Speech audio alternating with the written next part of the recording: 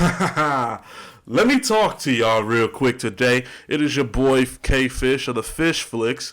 You know, normally I do mainly my film reviews here on this page, but I also put right there in my thumbnail pro wrestling because yes, I am a pro wrestling fan. As you can see here, I got the AEW shirt, and if you couldn't tell with this chair behind me, I got the WWE towel. So I basically rep both flags, man. I don't do the AEW tribalism or the WWE tribalism.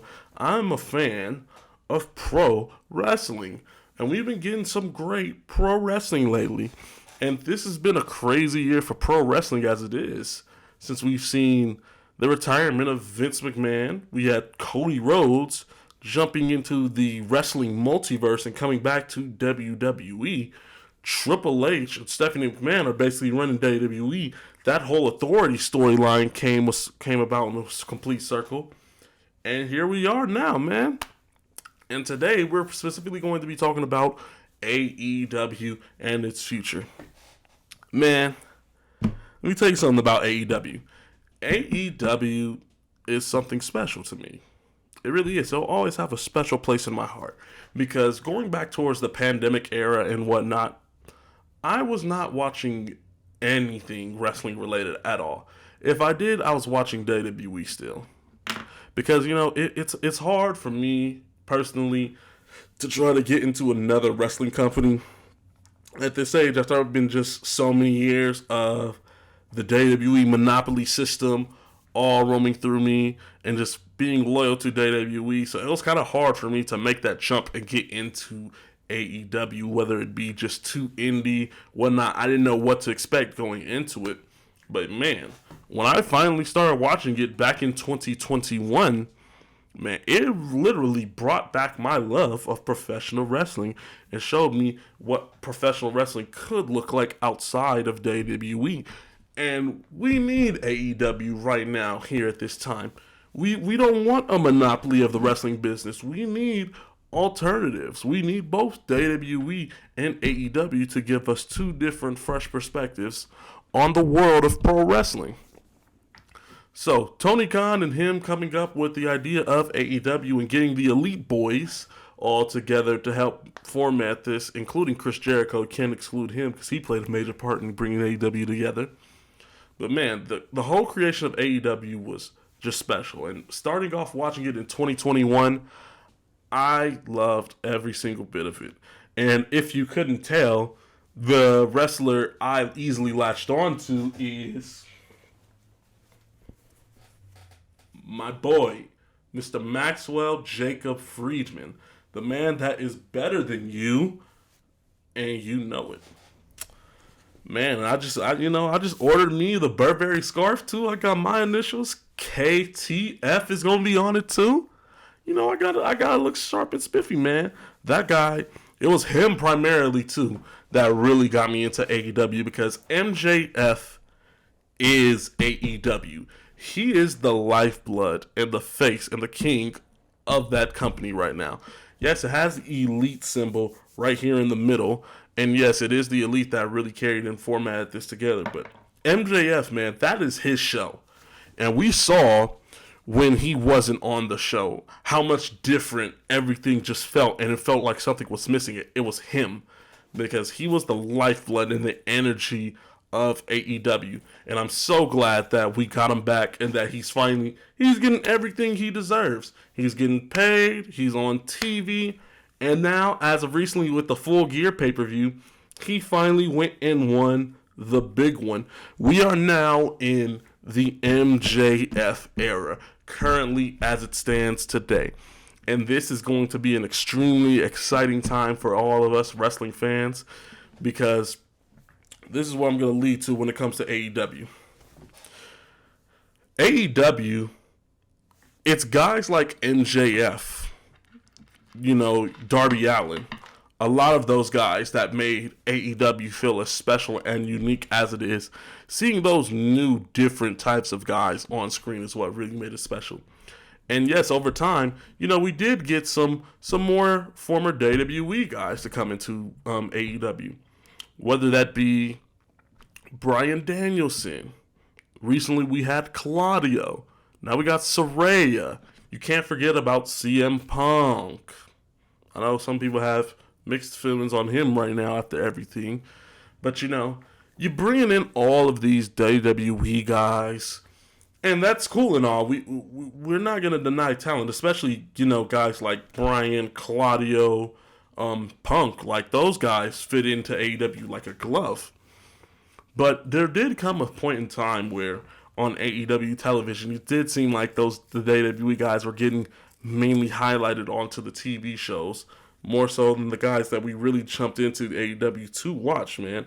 And that's what really that's what really hurt AEW in a way, because they lost their magic in a way.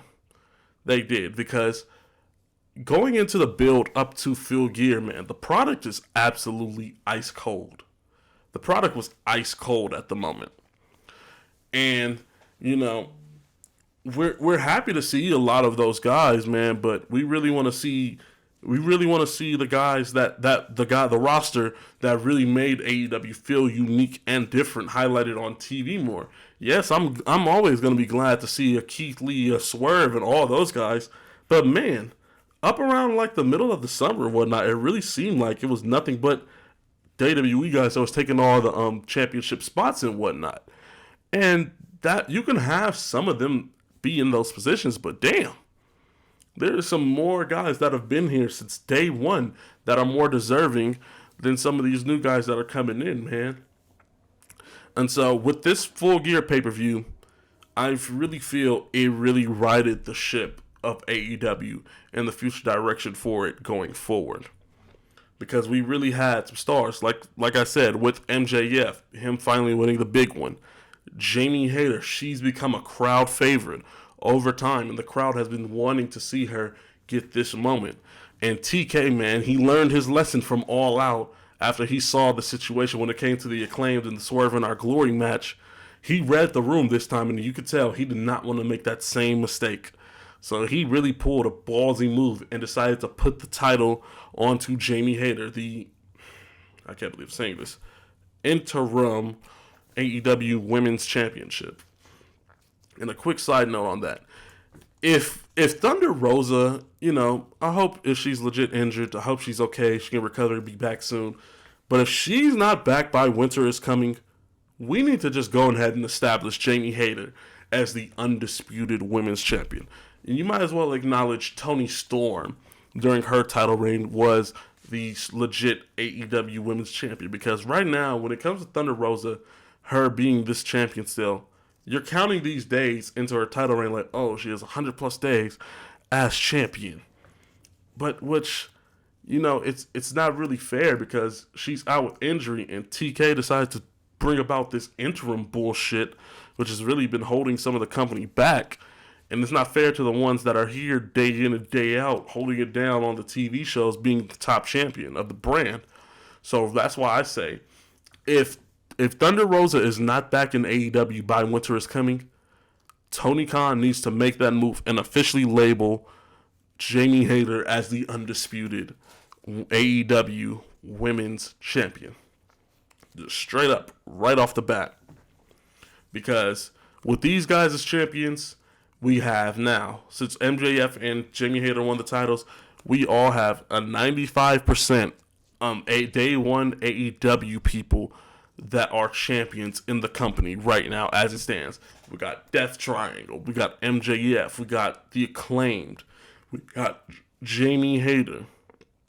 She's not really a day one, but she's been around long enough to where she's an AEW woman. We got Jamie Hayter. Who else? We got Orange Cassidy as the All Atlantic champion. And then the former WWE guy that we have as champion is Samoa Joe, TNT champion, which I don't mind. Samoa Joe's a legend already as it stands. So that we can let that slide because he's just the one guy that is a technically former WWE guy that is a current champion in AEW today as it stands. And man, I am excited for this future, man. I am very excited because this pay-per-view Full Gear, which by the way was a fantastic pay-per-view altogether as a whole. Fantastic. AEW legit needed it. the build for this pay-per-view was not good whatsoever. So I really feel the talent and Tony Khan were motivated more than ever to deliver a spectacle for us all with this pay-per-view.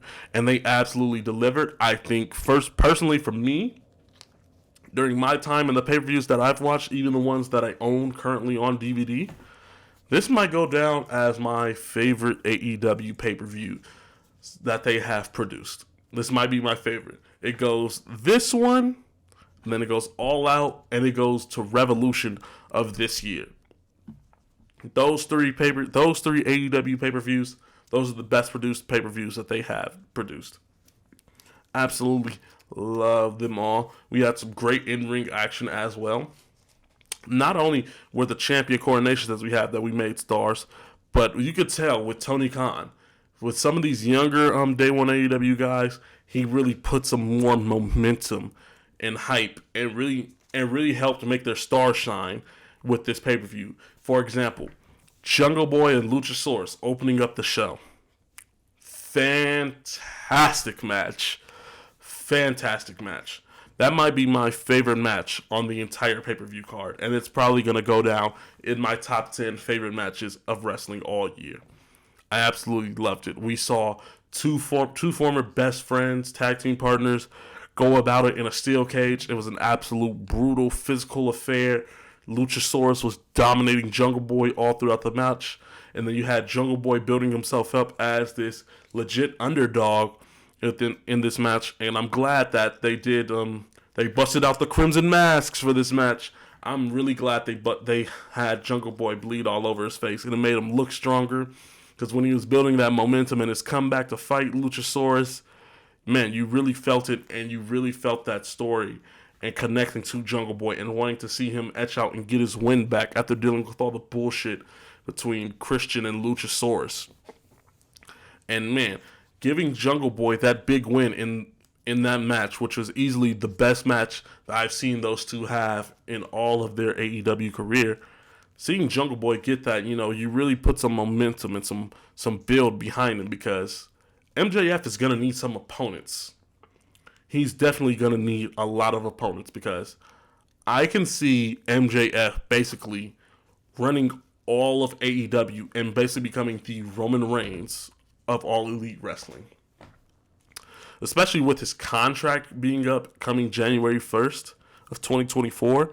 And that's the storyline behind all of this, is that he's going to carry that title, and he's going to carry it with him all the way to January 1st in the bidding war of 2024. That's the story of it all. So MJF is not losing that title for a very long time. He's not. So we're going to need some opponents for him. And with this match, we listed off Jungle Boy potentially as one of his opponents, right down towards the middle of his title reign. That's where I possibly see that. Also, where we also saw some more star shine was in a match that I didn't really care about. It was fun, but did need to be on the show? No. And that was the Jeff Jarrett, Jay Lethal versus Darby Allin Sting match. I really think this match was really on the card just so we can get Darby and Sting on there, really, and to help elevate and get some more heat and momentum behind Darby Allin. Because, he got hit with a guitar, and then he had his own little Sting fiery comeback as well. And so with that match, and him having a good showing and performing in a great match, Darby Allin is another guy that is going to be one of MJF's opponents during this title reign. And Darby Allin, with him facing off against MJF, you got to hold that off for a very cool minute. You cannot have them interact with each other for a very long time. You got to wait till the latter half, in my personal opinion, to do a Darby Allin MJF match in AEW again. Because those guys, they have legit history. They have been wrestling each other since the Indies, so I would not be surprised if behind the scenes they are very close friends, and they respect the hell out of each other because they came up in this business somewhat together. And MJF and Darby Allin, they were the opening match of Full Gear last year. And they delivered a tremendous match, a match of the year contender for me. And running that back, You can, honestly, if you want to, you can run that match back at Full Gear of 2023. That's why I say you hold that match off until the latter half of MJF's title reign. Because Darby Allin is one of those legit guys that you could legit possibly see taking the title off of MJF. You really can. If you help build him right, you helped elevate him in his promos some more, Darby Allin can be a legit threat to MJF. Because those guys have legit great wrestling chemistry with one another. You can damn near say they kind of have a Batman and Joker interaction. I don't know if I'm reaching on that one. I'm just throwing shit out there. I really am. But yeah, you can possibly do a MJF versus Darby Allin AEW World Title match, and to me, that is a main event of a pay-per-view match right there, because that'll say a lot. You go from the opening match of the pay-per-view to the main event of the pay-per-view, similar to how when they did that AEW World Title Eliminator, Kenny Omega and Hangman, I think they opened the show to Full Gear 2020. Full Gear 2021, they main evented for the title at that show. So you can literally do the same exact thing, and you can build it up right. You can make it to where the fans are questioning, like, man, can Darby Allin pull it off, or will MJF take Darby's hopes away of becoming the world champion? Like, there's some great storytelling that can be told right there with that match. Absolutely, and I cannot wait to see it. Another guy in another match that was pretty fun on the show. The Triple Threat TNT title match between Joe, Wardlow, and Powerhouse Hobbs. We saw Samoa Joe taking the TNT title off of Wardlow in the Triple Threat match. And Wardlow was not pinned or submitted. It was Hobbs, unfortunately. They inserted Hobbs into the match to take the pinfall, which I'm on that. But, we saw Wardlow. He's free now. He doesn't have a title on him. And he said in that promo once a few weeks ago that he's going to come after every single title in AEW. And he said in interviews as well that if MJF wins that world title, he's coming immediately after him. And that's another guy, which, when it comes to Wardlow, though, you got to wait until that latter half as well, like Darby Allin, to do that match. Because he could possibly, very possibly right now at this point, be one of the guys to take a title off him. But Tony Khan, he fucked that guy over. He cooled that man off bad, man. Like, his heat that he had after that Double or Nothing match with MJF, you really cooled him off. You really cooled him off in a bad way. And so I hope Wardlow is able to get that heat back behind him, because there's a story right there for Wardlow and MJF to face off against one another. And if you're sure that you don't want to put the world title on Wardlow, it's kind of, like I said again, in that similar MJF Darby Allin opening match going to the main event match type deal. You can kind of do the same thing with him if you build Wardlow back up right and put some money behind this feud. You could have it go from MJF getting squashed in the opening match of Double or Nothing 2021 to them facing off again in the main event of Double or Nothing 2021. Again, this time in the main event for the world title. And this time, MJF somehow eking out and squeezing to get his victory back against Wardlow after embarrassing him at Double or Nothing. There are some major storylines right there in that feud. But TK, you really got to get that heat back behind him, man. I'm begging you. Please get the heat back behind Wardlow. Because he went from being MJF's bodyguard to them feuding. And then we all remember that situation about how MJF no-showed the meet and greet, which I paid money to go to. Yeah, that asshole MJF, even though he's my favorite guy, you get one of these for that. I paid good money to do the meet and greet, man. But he no-showed that, and to where people were questioning if he was going to no-show the pay-per-view at all. All that shit is money. Is all money. And that's why I am so excited for MJF's title reign, man. Because there's no way you can fuck this up. There's no way in hell you could fuck this up. There's easy money on there. And Wardlow is another guy that you can build up and have be a potential opponent for MJF and possible guy to take the belt off him. But I wouldn't go Wardlow. I would have MJF get his win back against Wardlow at Double or Nothing next year. That's just me though. That's just me. And man, so yeah, MJF, he's gonna have endless opponents, man. We fully expect Ricky Starks to come out of this AEW World Title Eliminator tournament, and he's going to be his first opponent to kick things off. And with MJF being a heel as well, he's really going to... And some people are questioning like whether he should have stayed babyface. No, absolutely not. Because MJF, what brought him to the dance and what made him his money is his antics as a heel and what brought him up together as a heel. Yes, there may be money in a MJF babyface turn far down the line. Absolutely. I think he can do it if he really tried. Because he has guys that will be able to teach him, like Chris Jericho, all those guys. Because MJF, when we're talking about MJF right now, he is a megastar. He is a superstar in the making.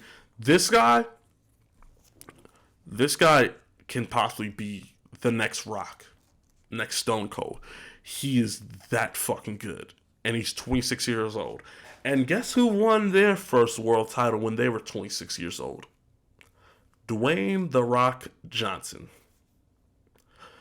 And MJF, he has that charisma, he has that energy, he has the promo ability and the in-ring ability as well to really captivate and get audiences engaged. And I think he's so good, he's going to be able to get that heel heat back behind him, going against all these baby faces. I really think he can, and he will be able to do that. Because this guy, he's definitely going to be the next Rock. He's going to be better than Ric Flair, man. He is. This guy is the one. And we have countless opponents we can throw at him now after this pay-per-view. Like I said, we got Ricky Starks coming up for sure. Darby Allin far down the line. Wardlow far down the line. You got Bryan Danielson if you want to use him. If you want to elevate Claudio into the world title mix, get him more in tune with the AEW world titles and get him away from the Ring of Honor bullshit, you can do that.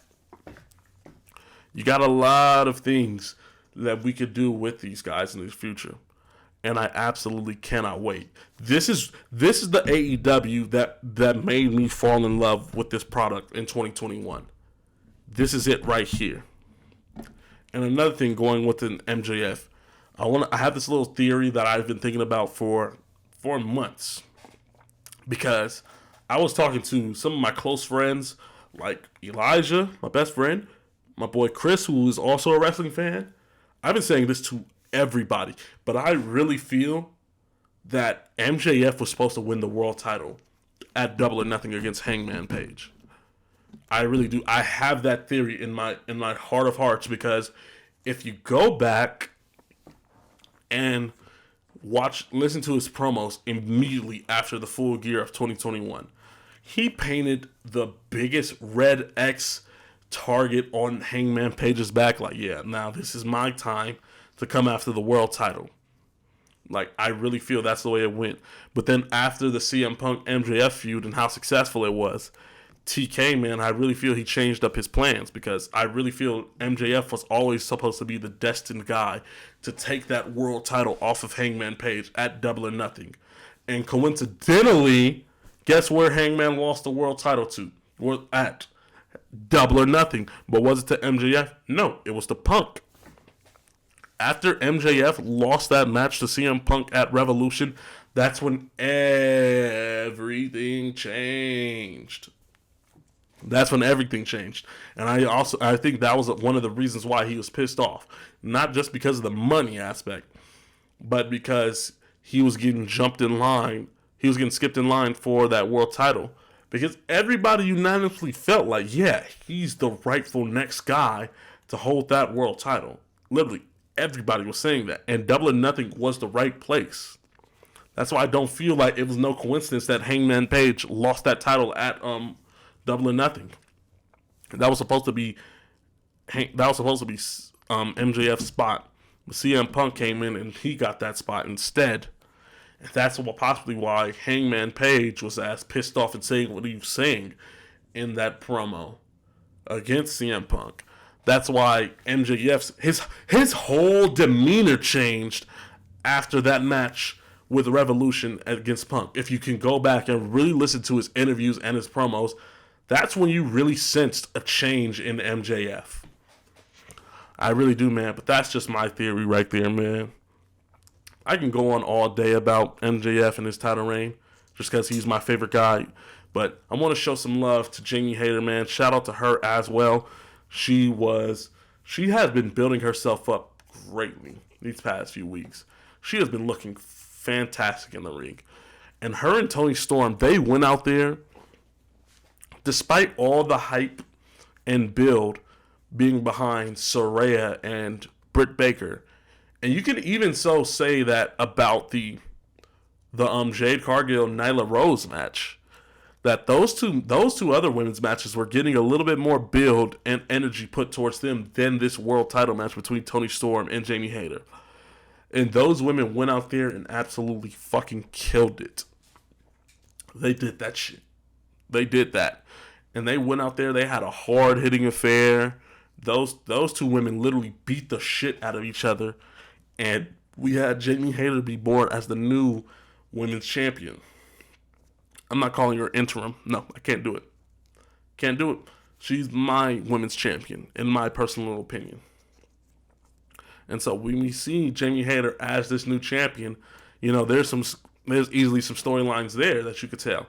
The first one right off the bat that I know is coming come AEW Revolution, because I don't think you can hold this off for so long, is that Britt Baker is eventually going to turn on Jamie Hayter. Because Jamie Hayter did tell them and let them know, her and Rebel, that I want to be able to do this match and win this title all on my own. I don't need their help. And they came out there and they helped anyway. And mid-match, Jamie Hayter accidentally bumped into Britt Baker. And so Britt Baker can hold that over Jamie Hayter's head like, hey, I'm the reason why you're even AEW Women's World Champion in the first place. I was the one that brought you into AEW and held you by my side. So there is an easy money story right there. And I think those two women can have a great match with each other. Because Britt Baker has come a long way. You know, despite some things, I have some little issues with Britt Baker here and there. But she is great nonetheless and is the face of that women's division. And her name can help elevate Jamie Hayter to another level, especially as she's basically preparing to transition to a full-time babyface. And so Britt Baker is going to help elevate her and get her to that next level as well, and help build her up to have a great title reign. And then down the line, hopefully, we are going to see a match with Thunder Rosa for the women's title, whether that be to have it be an undisputed women's title match, or Thunder Rosa just coming back to win the title that she never lost. I hope that is the latter, because right now I am of the belief to strip Thunder Rosa of the women's title and letting Jamie Hayter be the official one, because you don't want that interim women's world title thing hanging and looming right over her head. You don't want that for her at all. And so I'm excited for that, man. Jamie Hayter, she's really been impressing me. She's become one of my favorite women's wrestlers to watch in the AEW. But you can't forget that Toni Storm, you know, she had a decent little reign. She did. Although the creative wasn't fully behind her at all, no. She could have been creatively booked better as champion. And then she had the interim thing hanging over her to where some people might question, was she really even champion? I don't know. But Toni Storm, man, she is a very consistent wrestler. She's very consistent. She's so good and so fluent in the ring. You've heard no bad things about her, man. And she's great. And I love Toni Storm. Jamie Hayter and Toni Storm, I think they should have a rematch, honestly. Because Toni Storm may be deserving of one after all the antics of Rebel and Britt Baker. And this time, you can do the rematch at Winter is Coming. And this time, let Jamie Hayter win this match clean. Let her win it clean, and if Thunder Rosa is not back by then, really just that match really establish her as the undisputed women's world champion. Because this could be the reset the women's division needs, because they're not creatively booked well at all, in my personal opinion. They're just not. It's just TK hasn't been doing them no favors. He hasn't. It's the same shit. They're booked at the top of the 6 o'clock hour. They're only given so much time throughout Dynamite, Rampage, and he just does the same shit. Just we're gonna have her in a match, and then we're gonna have her not be on TV for the next 2 weeks. It's like, bruh, like really give some stories behind this women's title match. Really give this belt some more stories like you did for Britt Baker. Because Britt Baker, she had a successful reign, and he really put some energy and some story building behind Britt Baker's title reign. So this needs to happen for Jamie Hayter as well, because he got his eggs so much into the basket of just Britt Baker and Jade Cargill. He really needs to expand himself and really utilize the talent that he has, because he may possibly have the best women's division in the entire wrestling world. He just might have it, but are they creatively booked right? No. I would say, honestly, WWE's women's division, they're not booked the best or strongest either, but they're highlighted more on the shows more and are given a better spot. So they're creatively booked better than the AEW women's division. And so I hope that can change for them as well. But man, we got Dynamite coming out tonight. MJF with his world title reign. Regal turned on Moxley, so we're gonna hear from Regal. They didn't advertise MJF at all for this show tonight that I noticed. So he might not even be on the show tonight, which would be a bit questionable for me. I understand that he's out filming something, but if he just won the world title, wouldn't you have him on the first Dynamite after the pay-per-view? Which I hope he's on the show. It's just funny to me that they're mainly advertising William Regal coming out to speak out on why he turned on Moxley, and not this big grand MJF championship victory celebration or anything like that. So I'm very curious to see, man. I'm very curious to see. AEW can be back on the right track with these moves that they decided to make. And then hopefully after this Ring of Honor Final Battle pay-per-view that's coming that we literally don't know anything about yet, I hope that means this brings about a Ring of Honor television show on a streaming service. Do the shit out of Daily's Place weekly, whether you want to do that on Tuesdays or Thursdays, don't matter to me. Just have it be out of Daily's Place. Give them their own show.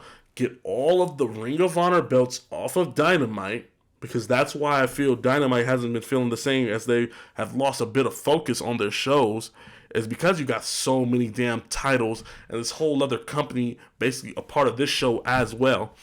Have them come out of Daily's Place, put them on fucking HBO Max, Amazon Prime, Hulu. It don't matter to me. Just get it off of Dynamite and Rampage. Please, for the love of God, Tony Khan. I hope that's the move that you're making. Because I know you said you don't want to do the YouTube show because you feel that's Ring of Honor is better than that. They deserve better, which is fine. I agree with you. Just please get them off the show. Please. The Ring of Honor Fatal 4-Way title match was fantastic. Probably the second best match of the night for me. Absolutely. Bryan, Claudio, Jericho, and Sammy. They all had a hell of a match. But yeah, it's time. It's definitely time to get this Ring of Honor shit off of Dynamite. Because then we won't feel like we have so many damn titles on AEW television as it is. That's why I wouldn't mind the All Atlantic Championship being part of AEW. I wouldn't mind it at all if this Ring of Honor shit wasn't a part of it, because you got WWE, they have 2 mid-carder belts. US title, Intercontinental title. So does AEW. All Atlantic title and TNT title, which they need to do a better job elevating more, and primarily speaking of the TNT title, get that back to prominence. So you'll have those 2 titles. You'll have 2 women's belts. And you'll be fine. Everything will be back and in order, man. Just separate everything, distinguish everything, have everything be in its own proper place. And then we're good. But man, overall, Full Gear was a fantastic pay-per-view. I feel it's putting AEW back in the right direction. Oh, how could I forget? The Elite are back as well. The Elite came back. And they are back and doing a best of 7 series with Death Triangle. And a shocking move that I didn't see coming. I thought the Elite were coming back and just winning the trios titles. But no, they're telling a grander and longer story with these guys and having the Elite come back to earn the titles. Who knows if this is going to go the full 7-match series, but let's be real, it is. You want to know how I know it is and why the Elite are going to win those trios titles at the end? Guess where the final match, the 7th match of the series, if necessary, is? Los Angeles. And we all know the Bucks are from the IE. Rancho Cucamonga is only 45 minutes to an hour away from LA, so that should tell you right there. But after what those guys did on the pay-per-view, man, I think we can put our trust and faith in those 6 guys to really deliver and give us something different with each match. Because if you're doing 7 matches, whew, that can get tiresome real quick just after the 3rd match alone. It really can. But I know they're going to do something unique and switch it up each match. The Elite coming out to Wayward Sons really made them feel special, and it made their return feel grand, like this grand spectacle. And moving forward as a trio, not as individuals, but as a trio, that's going to be their theme song moving forward. And I'm all for it, man. It was hella cool seeing that entrance with them and that theme song. And it's going to be fun, man. It's fun. AEW, I think, is moving back into the right direction of things, back to the 2021 days that I fell in love with. I really do, because we got the Elite back. We got MJF as the lead head guy, king of AEW. We got Jamie Hayter possibly as the queen of AEW as it stands. We got the Acclaimed. Everybody loves the Acclaimed. Pun fully intended. And we got Orange Cassidy. OC is cool. Samoa Joe. We're gonna see him more on TV. And man, I'm excited. I'm damn excited. Like, I haven't felt this about AEW for the past few weeks, but now I'm really excited to see how this goes. And one last thing before I close off, another guy that I think should be one of MJF's opponents, and I hope he's back as a singles sent eventually down the line, since MJF's not losing the title. And it would also be a fresh match that we have not seen before. MJF and Kenny Omega. We have to. We got to see that match, man. We got to. Two AEW Day 1 guys. 2 of the faces of AEW at that. Going head-to-head for the world title. Honestly, I'm going to make a bold prediction. This is not based on anything at all. But MJF versus Kenny Omega is going to be the main event world title match at All Out next year. I was the first to put that out there. You can clip it. I said it first. And when it happens, you're going to know you heard it here from me, K-Fish, first of the Fish Flicks. But man, overall, you guys, thank you so much for being here with me today, talking about some good old wrestling, man. I can talk wrestling all day just as much as I can talk movies as well. Those 2 things are my 2 key passions. I love all things about them, and having the 2 perspectives about the 2, because it's all storytelling for me at the end of the day, and I love storytelling. And that's the magic of it all, man. It's telling great stories, moving forward, and just having us as an audience enticed into these characters and these people that we've been introduced to on the big screens. And I cannot wait to see the future of AEW. I put my faith in TK. He's been dealt a difficult hand through this year after the brawl out bullshit. We could put all that behind us because we don't want the drama within our wrestling. We just want the pro wrestling and the guys that got us here to this point that are trying to make a legacy and a moment and an alternative for us. And I hope we get back to that mission statement moving forward now with AEW. But overall, you guys, thank you so much for being here with me today, talking All Elite Wrestling, recapping a little bit of Full Gear, and talking about the future of AEW as a whole. I cannot wait. I will be doing more wrestling videos as well as my film reviews coming up. I cannot wait to be doing that, but go ahead and hit the subscribe button down below, like the video, share it, all that good stuff, and follow me on my social medias, posting onto the page as well. And yeah, hope you all will enjoy the rest of you guys' Wednesday, and I'll talk to you all soon.